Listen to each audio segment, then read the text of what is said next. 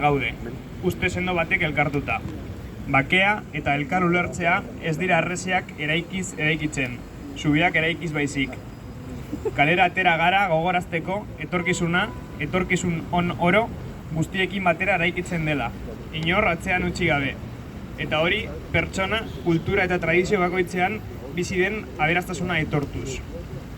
Gaur egungo gizarte postmodernoek, nahiz eta komunikazio eta lankidetza errazten dituen garapen teknologiko ikusgarria izan, ezjakintasunara eta ezezagunarekiko edo ezberdintzat jotzen dugunarekiko mesfidantzara bultzatzen gaituzte.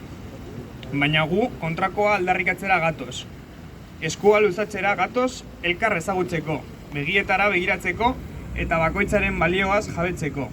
Gizaki bakoitzaren barrenean argi bat dagoelako, jakinduria bat, onberatuzun hasi bat, aitortua izateko zain dagoena. Gaur egun, batasunerako dei honek gutako askorentzat sustrai espirituala du.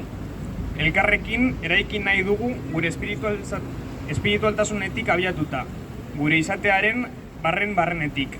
Sinetsita fedeak ez gaituela banandu behar, baizik eta elkarrekin ibiltzera bultzatu, horizonte komun baterantz. Denok anaitasunean, justizian eta askatasunean osatzen dugun gizarterantz.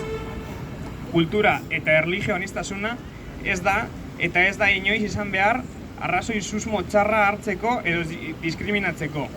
Erlijioak dira gizakiak egia zintzotasunez bilatzeko erabiltzen dituen bideak. Hemen gaudenok giza anaitasunean sinesten dugu, eta giza arraza bat baino ez dagoela.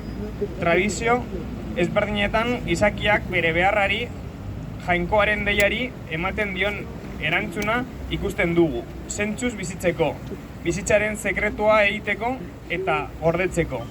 Mundu zuzen, baketsu.